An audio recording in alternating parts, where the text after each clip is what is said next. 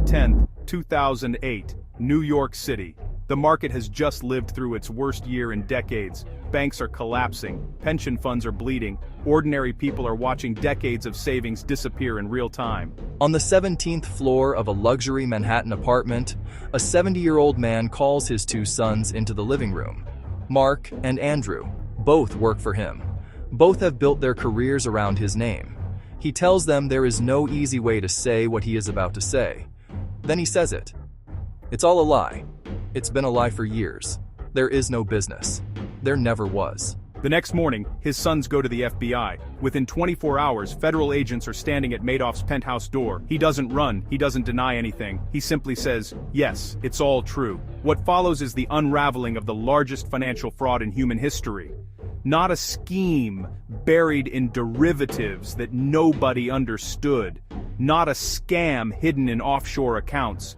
A lie so simple, so brazen, and so visible that dozens of people had every opportunity to stop it, and chose not to.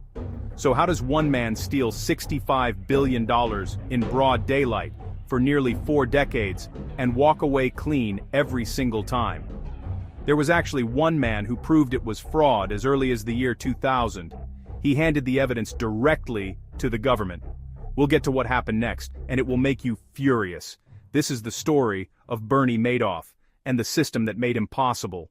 To understand how Madoff pulled this off, you first have to understand what Bernie Madoff actually was. Because he wasn't a stranger, he wasn't a fly-by-night operator running a boiler room. He was, by every measure, an institution. How do you build enough trust that intelligent, wealthy people hand you their entire life savings and never ask a single question? Madoff grew up in Queens, New York, the son of a plumber. No inherited wealth.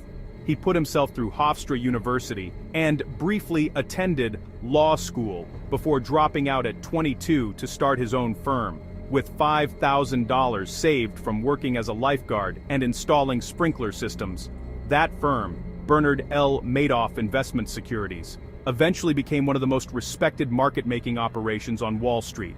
At its peak, it handled up to 15% of daily trading volume on the New York Stock Exchange. He was a pioneer. He helped build the infrastructure of what became the NASDAQ, the electronic trading system that transformed modern markets. He served as its chairman. He testified before Congress. He sat on the committees that wrote the rules governing the entire industry.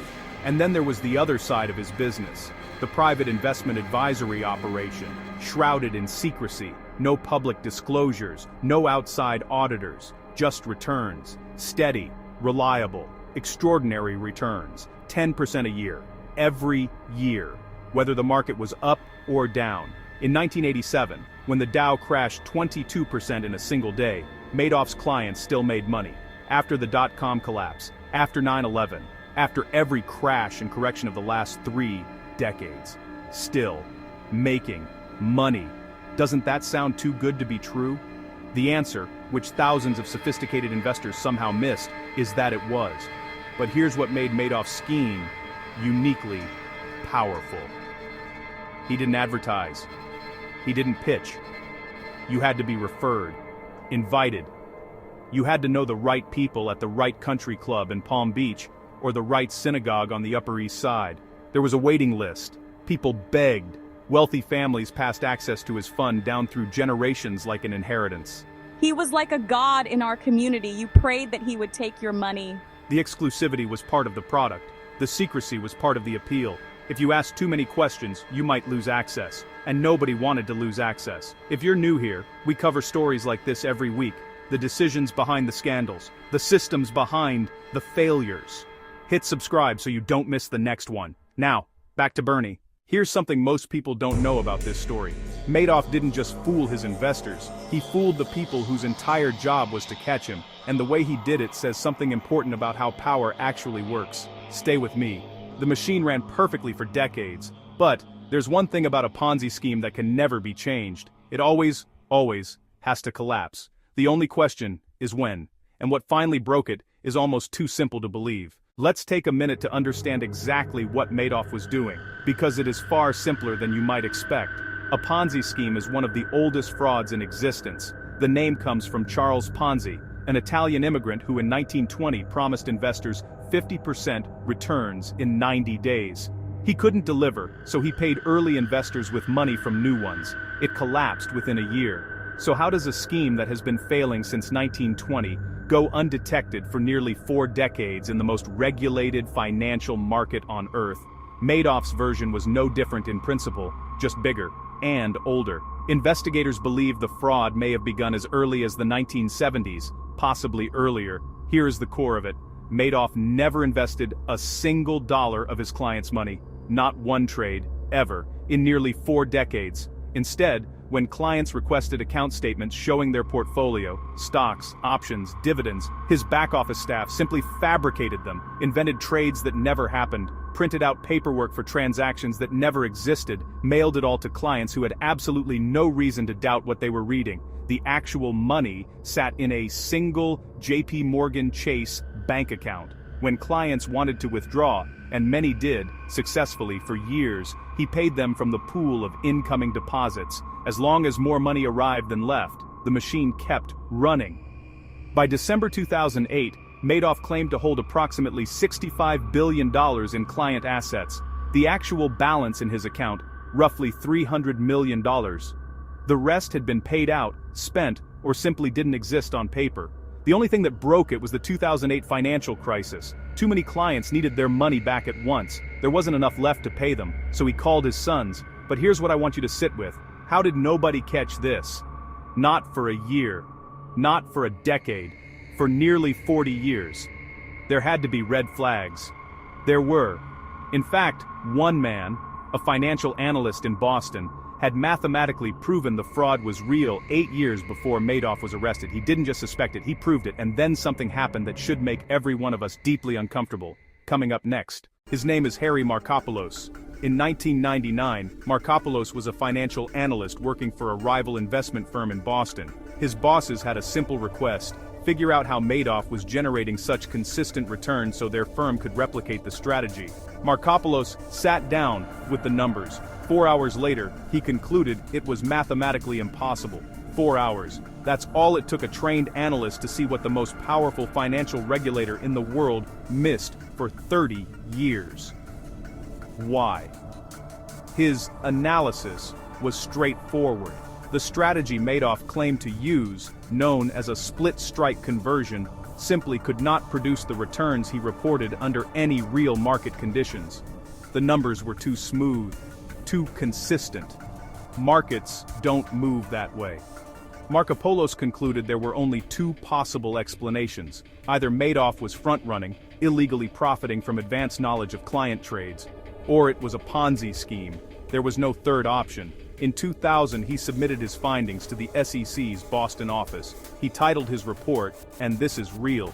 The World's Largest Hedge Fund is a Fraud." Nothing happened. He submitted again in 2001. Nothing. In 2005, he sent a 29-page report to the SEC's New York office, which was located just blocks from Madoff's own building. The report listed 29 specific red flags. It named Madoff explicitly. It laid out the math in plain language. Nothing happened. Another submission. Nothing. 5 separate submissions over 9 years. To the government body whose only job is to investigate exactly this kind of fraud. So what was going on? I gift-wrapped and delivered the largest Ponzi scheme in history to the SEC, and they were too incompetent to find the package under their Christmas tree. Markopolos became so convinced he was right, and so afraid of the consequences, that he started keeping a document he called the Madoff File.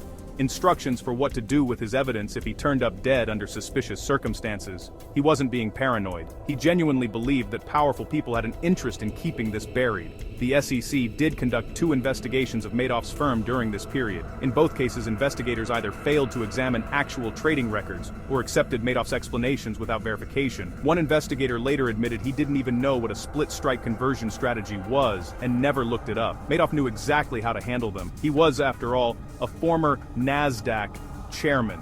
He spoke their language. He projected authority. And the investigators were frankly outranked and out-sophisticated by the man they were supposed to be examining. But the failures of the SEC, as infuriating as they are still abstract. They're institutional.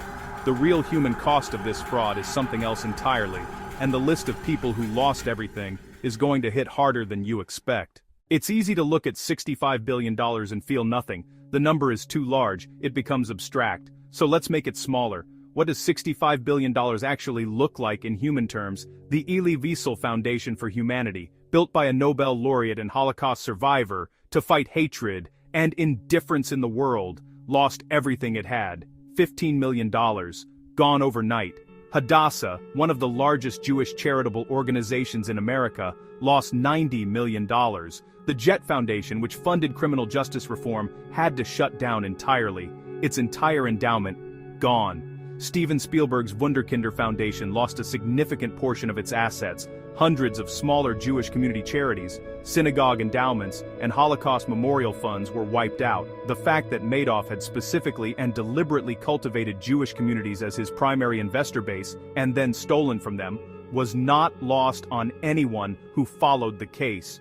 But for every famous name, there were thousands of ordinary people who never chose to invest with Madoff directly. They had invested through intermediary funds who handed their money to him without their full knowledge. A retired nurse in Florida who had invested her life savings, gone. A couple in their 70s in New Jersey who had planned to leave money to their grandchildren, gone.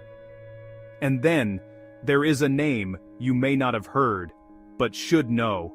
René Thierry, Magon de la Villouche, a French aristocrat and fund manager who had placed $1.4 billion of his clients' money with Madoff. On December 23, 2008, 12 days after the arrest, he was found dead at his desk in his Madison Avenue office. He had taken his own life. He left a note. He believed he was responsible for what had happened to the people who trusted him. He was a man of honor. He could not live with what had happened to his clients.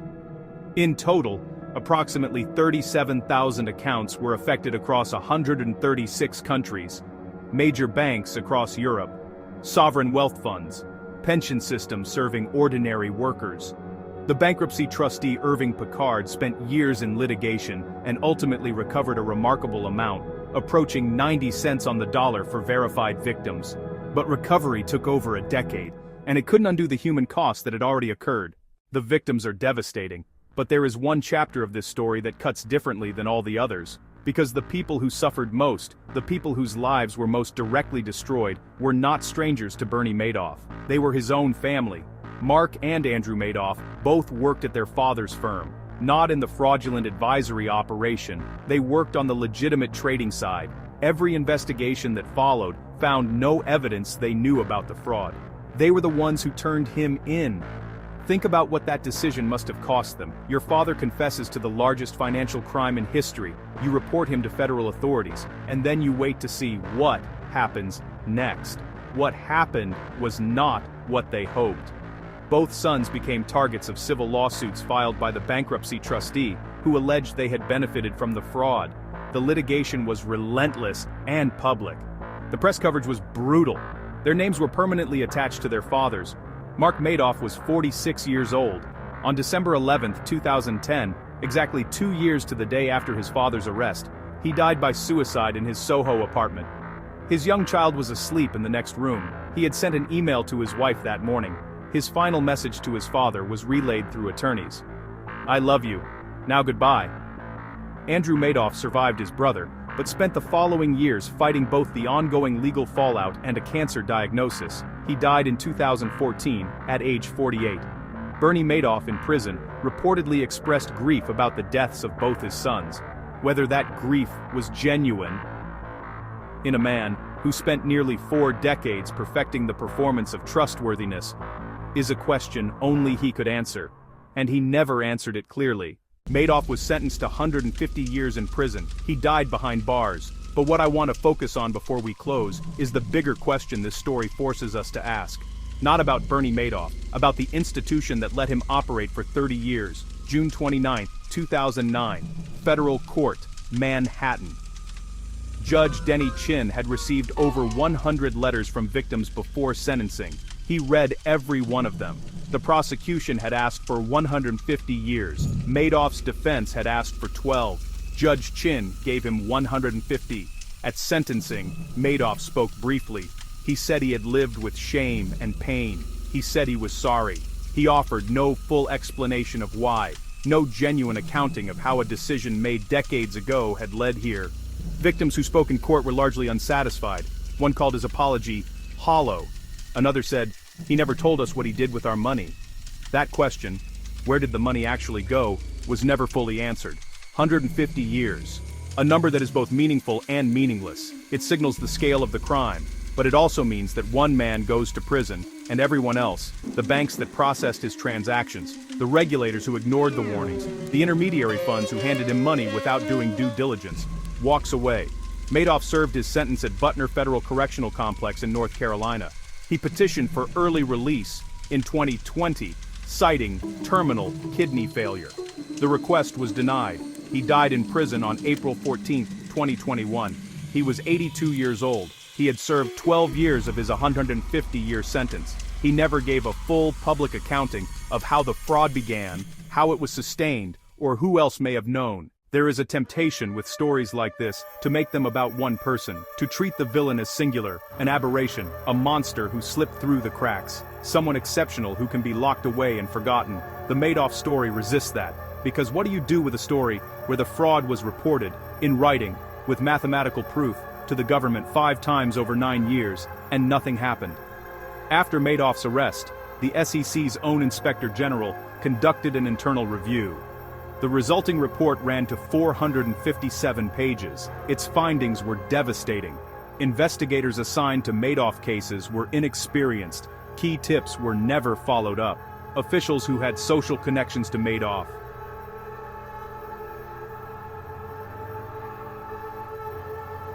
or whose family members had money with him were not removed from investigations involving him.